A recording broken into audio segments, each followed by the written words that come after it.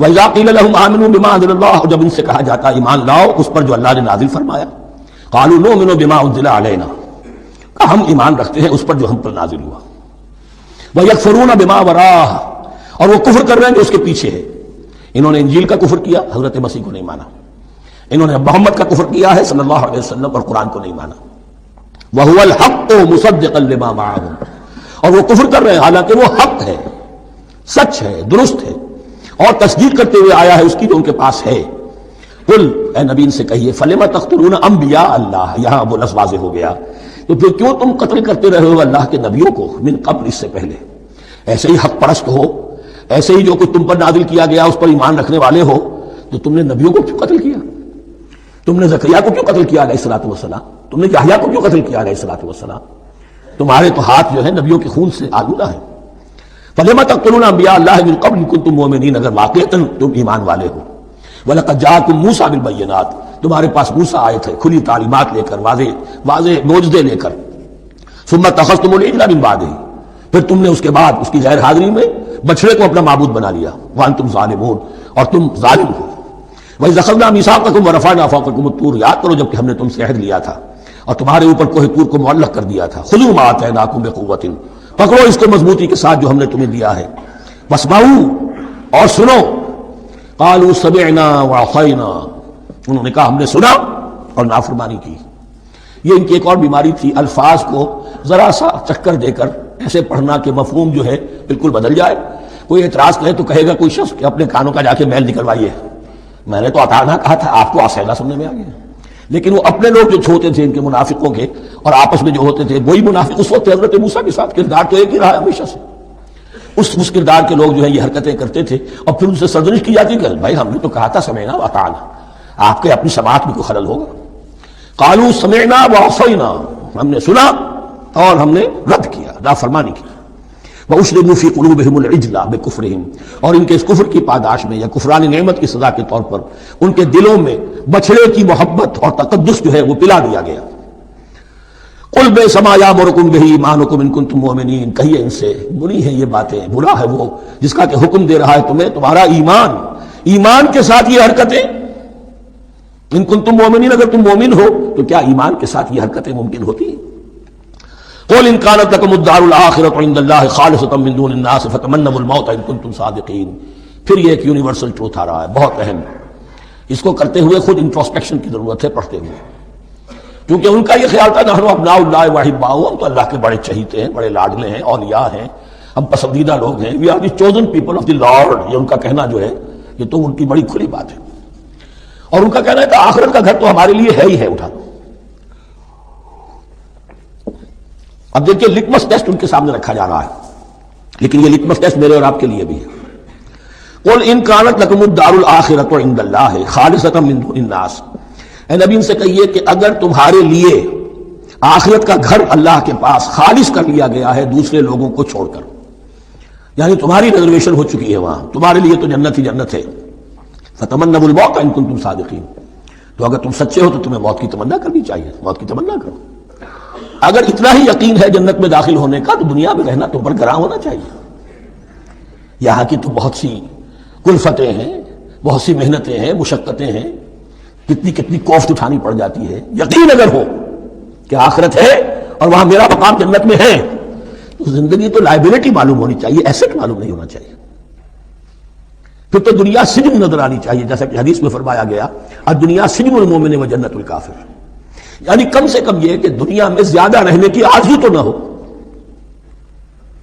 یہ کم سے کم ہے۔ آخرت پر ایمان، اور اگر اپنا معاملہ اللہ کے ساتھ خلوص پر ہے، دھوکے بازی پہ نہیں ہے۔ بل الانسان علی نفسہ بصیرہ، ہر انسان کو معلوم ہے میں کہاں کھڑا ہوں۔ آپ کا دل آپ کو بتا دے گا آپ اللہ کے ساتھ دھوکے بازی کر رہے ہیں یا آپ کا معاملہ اللہ کے ساتھ خلوص و اخلاص پر مبنی ہے۔ اگر یقین ہے کہ خلوص و اخلاص پر ہے تو پھر تو یہ ہے کہ زندگی ایسٹ نہیں، لائبلٹی، اور دنیا باغ نہیں قید خانہ نظر آنا چاہیے۔ اور اس میں انسان رہتا ہے ایک مجبوراً، اللہ نے بھیجا ہے رہنا ہے، جو اس کی طرف سے ذمہ داریاں عائد کی گئی ہیں وہ ادا کرنی ہے، لیکن یہاں رہنے کی خواہش یہ اگر ہے تو یا تو آخرت پر ایمان نہیں یا اپنا اللہ کے ساتھ معاملہ خلوص اور اخلاص پر مبنی نہیں۔ دس از دی لٹمس ٹیسٹ۔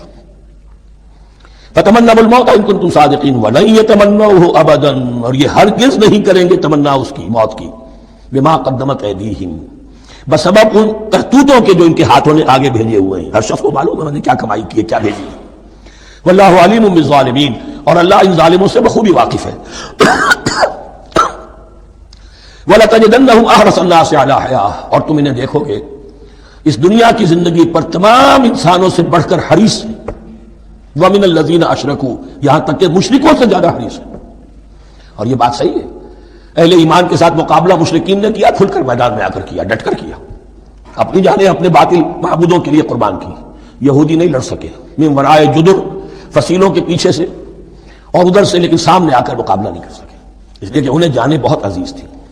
وَلَتَجِدَنَّهُمْ أَحْرَصَ النَّاسِ عَلَىٰ حَيَاةٍ وَمِنَ الَّذِينَ أَشْرَكُوا، حتیٰ یہ کہ مشرکین سے بھی زیادہ یہ دنیا کی زندگی کے حریص ہیں۔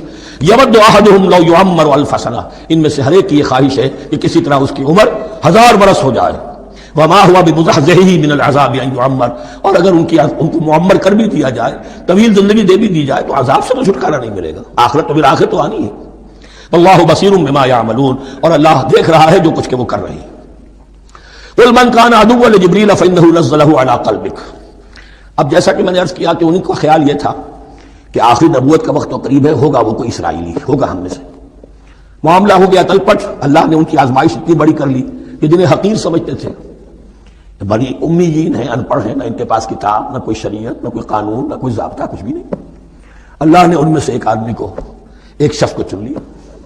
لہذا ان کے لیے اب ان کے اندر دشمنی پیدا ہوئی، کس سے؟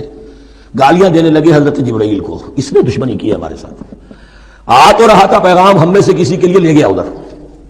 اور یہ بات آپ کو شاید بڑی عجیب لگے، لیکن یہ کہ شیخ احمد سرہندی رحمۃ اللہ علیہ نے اپنے مکاتیب میں یہ لکھا ہے کہ اہل تشیع کا ایک فرقہ ایسا بھی رہا ہے، میں نہیں جانتا کہ آج بھی ہے یا نہیں ہے، جس کو غرابیہ کہتے تھے۔ غرابیہ، ان کا عقیدہ یہ تھا کہ حضرت محمد صلی اللہ علیہ وسلم اور حضرت علی رضی اللہ تعالی عنہ، ان کی ارواح بالکل ایک دوسرے کے ایسے مشابہ تھیں جیسے ایک کوہ دوسرے کوے کے مشابہ ہوتا ہے، غراب کوے کو کہتے ہیں۔ تو جبریل دھوکہ کھا گئے، وہ وہی اللہ نے بھیجی تھی علی کے لیے، لے گئے محمد کے پاس صلی اللہ علیہ وسلم۔ تو یہ بات جو شیخ احمد سرہندی کی لکھی ہوئی غرابیہ فرقہ ان کا، مجھے یہ نہیں معلوم کہ اب بھی ہے یا نہیں ہے، لیکن یہ بات یہود کے ہاں جو ہے وہ موجود تھی۔ اور بات جان لیجئے، لَيَأْتِيَنَّ عَلَىٰ أُمَّتِي مَا أَتَىٰ عَلَىٰ بَنِي إِسْرَائِيلَ حَسْبَ النَّعْلِ بِالنَّعْلِ، اس کی حقیقت اور سے اور منکشف ہوتی چلی جائے گی۔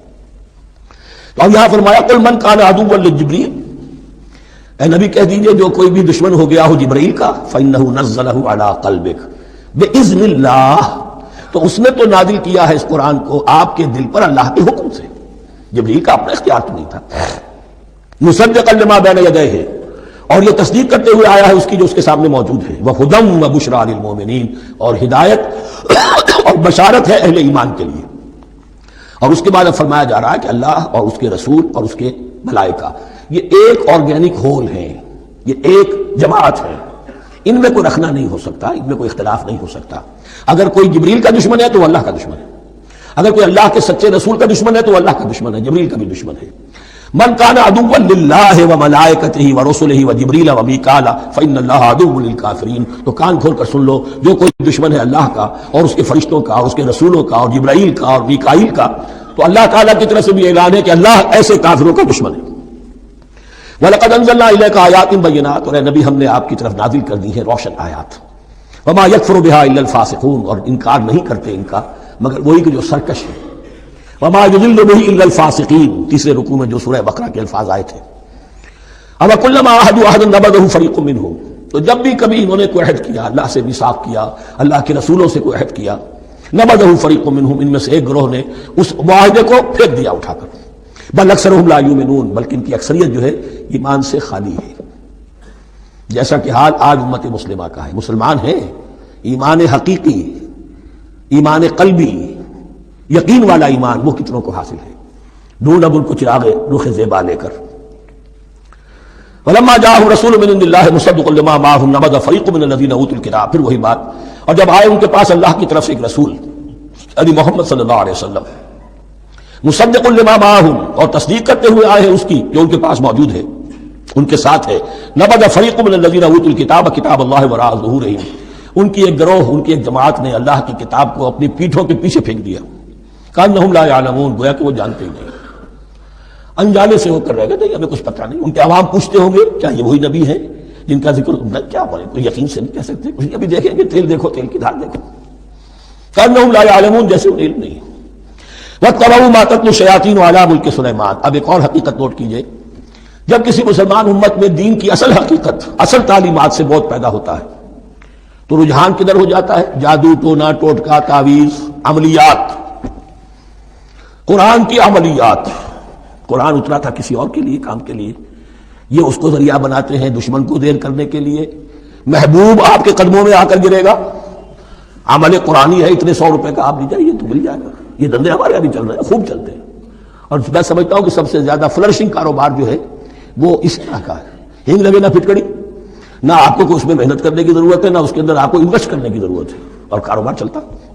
تو وہاں بھی کیا ہوا، واتبعوا، جب دین کی اصل حقیقت کو دور پھینک دیا، انہوں نے پیروی کی اس کی ما تتلو الشیاطین علی ملک سلیمان، جو شیاطین جن جو تھے، علی ملک سلیمان سے مراد ہے علی عہد ملک سلیمان، حضرت سلیمان کے زمانے میں، چونکہ اللہ تعالیٰ نے ان جنات کو حضرت سلیمان کے تابع کر دیا تھا، تو وہاں پر چونکہ ان کا جو ہے کوئی میل جول زیادہ تھا لوگوں کے ساتھ، تو وہ انہیں کچھ اس قسم کی چیزیں سکھاتے رہتے تھے، گویا کہ اندر سے تخریب کاری۔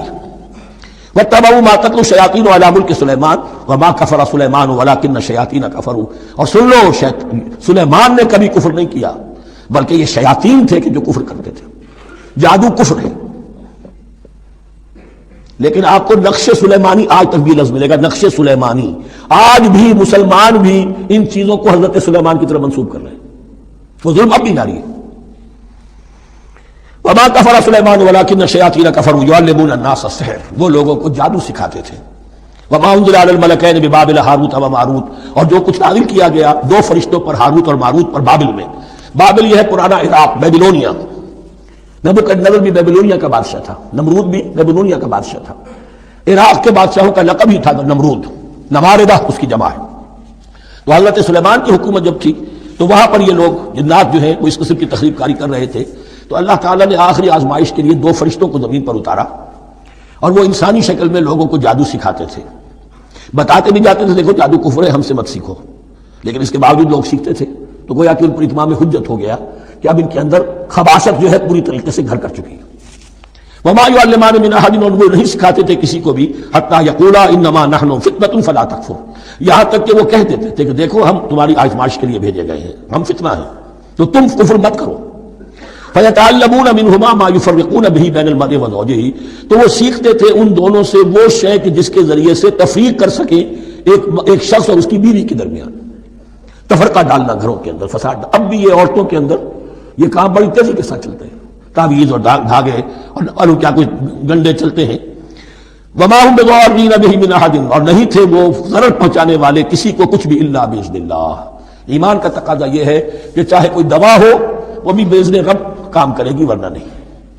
کوئی اور اسباب طبیعیہ ہے ان کے بھی اثرات ظاہر ہوں گے اگر اللہ چاہے گا، اس کے بغیر کچھ نہیں ہو سکتا۔ جادو کا بھی اثر ہوگا تو اللہ کے اذن سے ہوگا، تو بندہ مومن کو ڈٹے رہنا چاہیے اور مقابلہ کرنا چاہیے۔ وما هم بضارین به من احد الا باذن اللہ ويتعلمون ما يضرهم ولا ينفعهم، اور وہ سیکھتے تھے ان سے وہ چیزیں جو ان کے لیے مضرت بخش تھی، ضرر پہنچانے والی اور انہیں نفع نہیں پہنچاتی تھی۔ وَلَقَدْ عَلِمُوا لَمَنِ اشْتَرَاهُ مَا لَهُ فِي الْآخِرَةِ مِنْ خَلَاقٍ، حالانکہ یہ بات ان کے علم میں آ چکی تھی کہ جس نے بھی اس چیز کو حاصل کیا، جادو سیکھا، اس کا پھر آخرت میں کوئی حصہ نہیں ہے۔ لَبِئْسَ مَا شَرَوْا بِهِ أَنفُسَهُمْ، اور بری تھی وہ چیز جس کے لیے انہوں نے اپنے آپ کو فروخت کر دیا۔ لَوْ كَانُوا يَعْلَمُونَ، کاش کہ انہیں علم ہوتا۔ وَلَوْ أَنَّهُمْ آمَنُوا وَاتَّقَوْا، اور اگر وہ ایمان رکھتے اور تقوی کی روش اختیار کرتے، لَمَثُوبَةٌ مِّنْ عِندِ اللَّهِ خَيْرٌ، تو بدلہ پاتے اللہ کی طرف سے بہت ہی اچھا، بہت خیر۔ لو كانوا يعلمون، کاش کہ ان کو معلوم ہوتا۔ یا ایھا الذین آمنوا لا تقولوا راعنا وقولوا انظرنا واسمعوا، اب ایک اور مثال ان کی، وہ تو تھے منافقین بنی اسرائیل جن کا ذکر ہوا، سمعنا وعصینا۔ اب یہاں یہ منافقین جو یہاں پر مسلمانوں میں شامل ہو گئے تھے، یہود کے زیر اثر لوگ، اور آ گئے مسلمانوں میں بھی۔ اب ان کا معاملہ کیا تھا؟ جب حضور صلی اللہ علیہ وسلم کی محفل میں بیٹھتے تھے تو جیسے ہوتا ہے آپ نے کوئی بات فرمائی تو اگر فرض کیجئے کہ ادھر کے لوگوں نے نہیں سنی، بات سمجھ میں نہیں آئی، تو وہ ان سے درخواست کرتے تھے رعاینا، حضور ذرا ہماری رعایت کیجئے، بات کو دوبارہ دہرا دیجئے، ہماری سمجھ میں نہیں آیا۔ اب اس کا وہ کیا کرتے تھے یہودی، یا یہ ان کے یہودیوں کے زیر اثر منافقین، رعاینا، اے ہمارے چرواہے، گویا کہ دل میں خوش ہو رہے ہیں، خباثت نفس اس کو غذا مل رہی ہے، ہم نے تو رائنا کہہ دیا۔ کسی نے اگر ٹوک دیا، بابا میں نے رائنا کہا تھا، معلوم ہوتا آپ کی سماعت میں کوئی خلل پیدا ہو چکا ہے۔ یہ انداز تو مسلمانوں سے کہا جا رہا ہے۔ یہ واحد آیت ہے اس پورے سلسلے میں جس میں خطاب یا ایھا الذین آمنوا سے ہے، لیکن اصل میں روئے سخن اب بھی بنی اسرائیل کی شرارت ہے۔ یا ایھا الذین آمنوا لا تقولوا راعنا وقولوا انظرنا واسمعوا، دیکھو تم اس لفظ کو چھوڑ دو، اہل ایمان تم مت کہا کرو راعنا، تم کہا کرو انظرنا، اے نبی ہماری طرف توجہ فرمائیے یا ہمیں مہلت دیجیے۔ نظر کے دونوں معنی ہیں، دیکھنا ہمیں دیکھیے، اور انتظار بھی اسی سے بنا ہے، ذرا سی مہلت دیجیے۔ واسمعوا، اور دوسرے یہ کہ توجہ سے سنا کرو تاکہ دوبارہ پوچھنے کی ضرورت ہی پیش نہ آئے۔ وللکافرین عذاب الیم، اور ان کافروں کے لیے تو دردناک عذاب ہے۔ ما یود الذین کفروا من اہل الکتاب ولا المشرکین ان ینزل علیکم من خیر من ربکم، اور نہیں چاہتے وہ لوگ کہ جنہوں نے کفر کیا ہے اہل کتاب میں سے اور مشرکین میں سے بھی کہ نازل ہو تم پر کوئی بھی خیر تمہارے رب کی طرف سے۔ یہ اہل کتاب بھی اور مشرکین مکہ بھی یہ جل رہے ہیں حسد میں، حسد کی آگ میں، کہ یہ کلام پاک تمہیں کیوں دے دیا گیا، یہ آخری منصب نبوت کا جو ہے خاتم النبیین، یہ منصب جو ہے یہ انہیں کیوں مل گیا۔ وہ نہیں چاہتے کہ کوئی بھی خیر اللہ کی طرف سے تمہیں ملے۔ واللہ یختص برحمتہ من یشاء، حالانکہ یہ اللہ کا پریروگیٹو ہے، اللہ کا فیصلہ ہے، اللہ خاص کر لیتا ہے اپنی رحمت کے لیے جس کو چاہے، یہ اس کا فیصلہ ہے۔ واللہ ذو الفضل العظیم، اور اللہ تعالیٰ بڑے فضل والا ہے۔ حی علی الفلاح